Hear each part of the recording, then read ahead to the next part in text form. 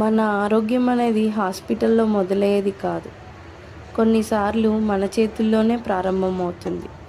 గ్రీనరా ఒక టీ కాదు, ఇది నా ప్రయాణం. ఒక్కొక్క ఇంగ్రీడియంట్లో ఒక్కో అర్థం ఉంది. మొరింగా శక్తికి చిహ్నమైతే టర్మరిక్ శాంతికి, అల్లం ధైర్యానికైతే దాల్చిన చెక్క జీవితం తీపిగా మార్చేందుకు.